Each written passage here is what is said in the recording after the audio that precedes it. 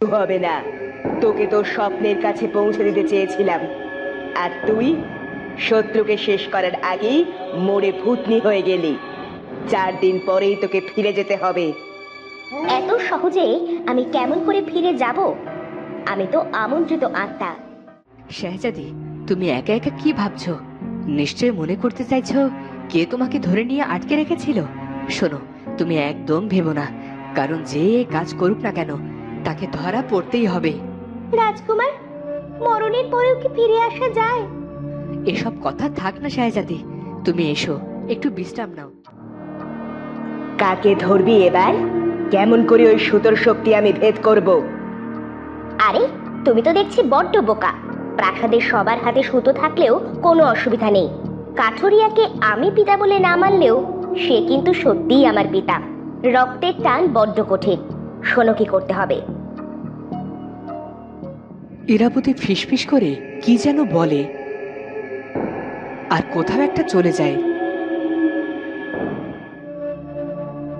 শাহজাদি মা, কি হয়েছে তোমার?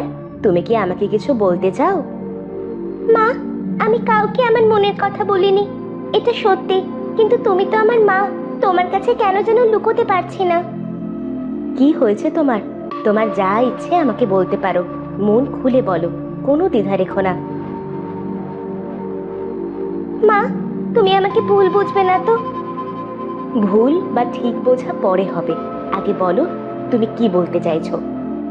মা, আমাকে সেদিন কুমারের রূপ ধরে আটকে রেখেছিল পিশাচিনী তমসা, আর তার সাথে ছিল ইরাবতী। ওরা আমাকে হত্যা করতে চেয়েছিল, তাই পুরো কক্ষে আগুন লাগিয়ে দিয়েছিল। সেই ভয়ানক আগুনে ইরাবতী আটকে পড়েছিল, কিন্তু ওর শরীরে এতটুকু আগুনের আঁচ লাগেনি।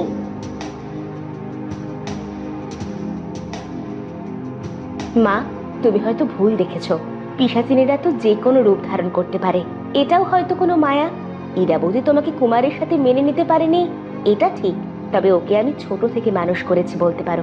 কুমারের সাথে যখন কুঠিরে এলো, 9 কি 10 বছর বয়স ওর, তারপর থেকেই ও আমার কাছে বেড়ে উঠেছে। আমি চাই না ওর কোনো বিপদ হোক, তবে সেদিন যা ঘটতে যাচ্ছিল তাতে ওরা সফল হলে আমি আর এখানে থাকতে পারতাম না। আমি তোমাদের ছেড়ে কোথাও যেতে চাই না। যেতে দেবও না, সোনা মেয়ে। যাও, নিজের কক্ষে যাও আর বিশ্রাম নাও। সারাদিন তো অনেক ধকল গেছে। আমি একটু পিতাকে দেখে আসছি।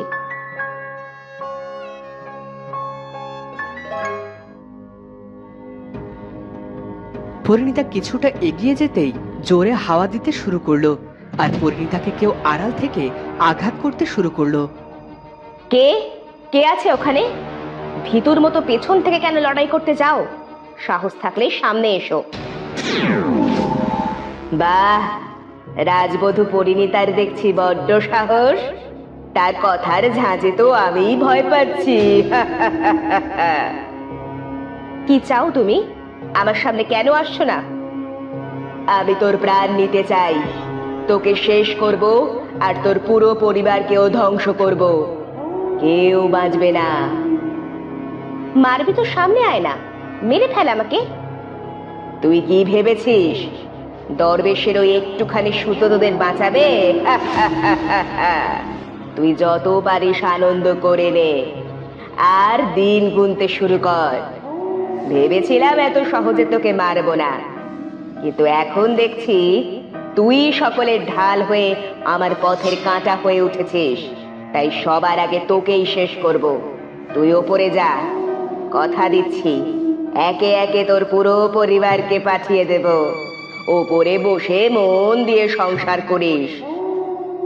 সেটা তো সময় বলবে, আগে সময় আসুক। কে কাকে শেষ করবে সেটা তো তখন দেখা যাবে। যুবরাজকে আমার ভীষণ ভালো লেগেছে। ওকেই ভাবছি অতৃপ্ত আত্মা বানিয়ে আমার কাছে রেখে দেব। ওর বাবা আমাকে মেরেছিল, আর আমি ওকে মেরে আমার করে রাখবো। রাজপুত্রের কোনো ক্ষতি তুই করবি না, বুঝতে পেরেছিস? তোর যা করার আমার সাথে কর। আয়, একবার আমার সামনে আয়, আমার পরিবারকে একবার ছুঁয়ে দেখ।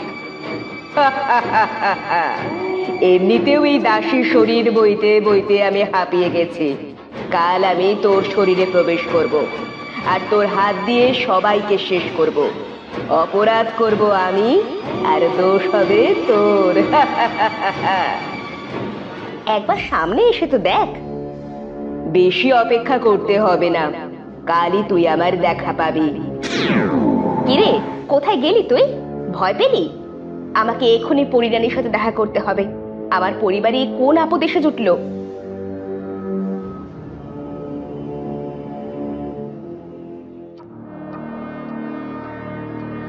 কাঠুরিয়া, কাঠুরিয়া, তুমি কি আসো এখানে? কে তুমি? আমাকে কেন ডাকছো?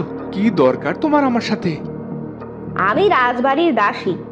আমি দেখলাম পিশাচিনী তোমার কন্যা ইরাবতীকে নিয়ে উত্তরের জঙ্গলের দিকে গেল। তুমি এখনই সেখানে যাও আর নিজের কন্যাকে বাঁচাও। আমি এখনই আমার ছেলে ঈশানকে নিয়ে সেখানে যাব। আমার কন্যার কিছু হবে না। তুমি তো বড্ড বোকা। ততক্ষণ কি পিশাচিনী তোমার মেয়েকে আটকে রাখবে? তুমি দ্রুত সেখানে যাও। আমি বরং তোমার পুত্রকে খবর দিয়ে দেব। সেই ভালো, আমি এখনই সেখানে যাব। আর দেরি করা যাবে না। আহায় নিয়তি, আমার কন্যার সহায় হও। পিতার কন্যার ভাঙা সম্পর্ক যেন জুড়ে যায়। আমি আসছি রামা, তুই একদম ভয় পাস না। ওদিকে নয়নতারা কাঠুরিয়ার জন্য খাবার এনে তাকে কোথাও দেখতে পেল না। এই কাঠুরিয়া পিতা আবার কোথায় চলে গেল? কোনো বিপদ হলো না তো? বাগানটা একবার দেখে আসি তো। মানুষটা কেমন যেন শান্ত হয়ে গেছে। নয়নতারা, তুমি এখানে? কি হয়েছে? আমি পিতাকে খাবার দিতে এসেছিলাম, দেখি তিনি কক্ষে নেই, তাই বাগানে যাচ্ছি। খাবার নিয়ে তুমি এসেছো? আসলে আমার পিতামাতার কথা আমার মনে পড়ে না। উনিই তো আমার পিতা হবেন। দাসী খাবার নিয়ে এদিকেই আসছিল, তবে দাসীর আশাটা আমার কাছে ভালো লাগেনি, তাই আমি নিজেই এলাম। তোমার বিচার সবার চেয়ে আলাদা। চিরকাল এমনই থেকো। পূর্ণিতা গেল পরিরানীর কাছে। তাকে এই বিপদকে হারানোর কৌশল জানতে হবে। কি হয়েছে পরিণীতা? তোমার চোখে এত প্রশ্ন। প্রাসাদে কি করেছে ওই পিশাচিনী? আমাকে কিছু প্রশ্নের উত্তর দাও পরিরানী। আজও আমাকে রীতিমতো হুমকি দিয়েছে, তবে কাল নাকি সে আমাকে বশ করে ফেলবে। ওর বশ করার আগে আমাকে ওকে তাড়ানোর উপায় বলে দাও। পিশাচিনী হলো অতৃপ্ত খারাপ আত্মা। ওর সাথে পরিদের শত্রুতা। তবে ওকে শেষ করার উপায় আমি এখনই তোমাকে বলতে পারবো না। আমাকে তুমি 2 দিন সময় দাও পরিণীতা। তোমাকে সময় দিতেই পারি, কিন্তু পিশাচিনীকে আমার পরিবারকে ছেড়ে দেবে? আমার কিছুই ভালো লাগছে না পরিরানী। কি করব আমি? দরবেশ বাবার দেওয়ার সুতো তো আছে তোমাদের কাছে, তোমরা সেটা কখনো খুলো না। সুতো থাকলে ওরা কাউকে ছুঁতেও পারবে না। ইরাবতী সুতো পরেনি, কিন্তু কেন বলো তো? ও আমাকে মিথ্যে বলেছে। পরিণীতা, পিশাচিনীর সঙ্গে ওর একটা সম্পর্ক আছে। আর তোমাকে তো আমি বলেছিলাম প্রাসাদের ক্ষতির কারণ হবে ইরাবতী। এখন আমি কি করব পরিরানী? আমি তো সাধারণ মানুষ। পিশাচিনীর সাথে লড়াইয়ের শক্তি কি আমার আছে? পরিণীতা, দ্রুত উত্তরের বনে যাও। কাঠুরিয়ার বিপদ, যাও। পরিণীতা চলল উত্তরের জঙ্গলে। প্রাসাদের বাগানে ঈশান তাকে দেখে নিল। রানীমা, রানীমা! কি হলো? পরিণীতা মা এত রাতে কোথায় যাচ্ছে? হয়তো কোথাও কিছু ঘটতে চলেছে। চলো, আমরা পরিণীতা মায়ের পিছু নিই। কিন্তু এটা কি ঠিক হবে? পরিণীতা মা জানতে পারলে দুঃখ পাবে যে আমরা ওনার উপর নজর রেখেছি। পরে না হয় সব বুঝিয়ে বলবো। এখন চলো তো, এত ভাববার সময় নেই। এসো আমার সাথে।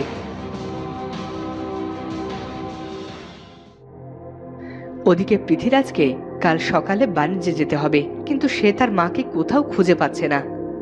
আহা, মা হয়তো কোনো কাজে ব্যস্ত আছে। কাল সকালে দেখা করলেই তো হবে। এখন তুমি বিশ্রাম নাও।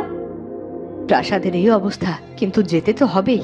দাদা যান অসুস্থ, আর পিতা আজও রাজগুরুর চলে যাওয়াকে মেনে নিতে পারেনি। শেহজাদি, আমাকে কথা দাও, আমি ফিরে না আসা অবধি তুমি সকলের খেয়াল রাখবে। তুমি একদম চিন্তা করো না, আমি সকলের খেয়াল রাখবো। প্রাসাদের সবাই যে আমার নিজের লোক, আমি তাদের কোনো অযত্ন হতে দেব না। শুধু তুমি সাবধানে যেও আর সুস্থ শরীরে ফিরে এসো। আমার মন আমাকে কেন যেন যেতে দিতে চাইছে না, কিন্তু আমাকে রাজ্যের জন্য, প্রজাদের জন্যই যেতে হবে। আচ্ছা শাহজাদি, আমি তোমার জন্য ফেরার পথে কি নিয়ে আসবো? আমার কাছে সবই আছে, আমার যে আর কিছুই চাই না। আমি শুধু সবাইকে একসাথে নিয়ে দিন কাটাতে চাই। তুমি এত সব না ভেবে এবার বিশ্রাম নাও। আমি দাতাজানের পথ্যে দিয়ে এক্ষুনি আসছি।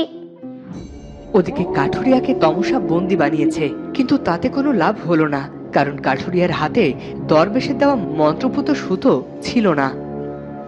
না না, এ কিছুতেই হতে পারে না। আমি প্রতি পদে এভাবে অপদস্থ হতে পারি না। ইরাবতী, খোঁজ নে কার হাতে সুতো আছে, আর তাকে এখানে তুলে আনার ব্যবস্থা কর।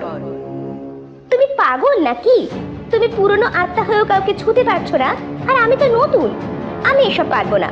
যা করার তোমাকেই করতে হবে। তোমাকে সাহায্য করতে গিয়েই আমার আজ এই দশা। ছিলাম রাজকন্যার হালে, আর হয়ে গেলাম আমন্ত্রিত আত্মা। আমি জানি এখানে পরিণীতা আসবে। কাঠুরিয়াকে বাঁচাতে তো ওকে আসতেই হবে। এবার আমি কাঁটা দিয়েই কাঁটা তুলবো। তো বন্ধুরা, এবার কি করবে তমসা? পৃথ্বীরাজের কি বাণিজ্যে যাওয়া হবে, নাকি তার আগেই রাজবাড়ির সব বদলে যাবে? সেটা জানবো আমরা পরের পর্বে। আর আজকের ভিডিওটি ভালো লাগলে অবশ্যই চ্যানেলটি সাবস্ক্রাইব করে বেল আইকনটি বাজিয়ে দিও। দেখা হচ্ছে পরের ভিডিওতে। ধন্যবাদ।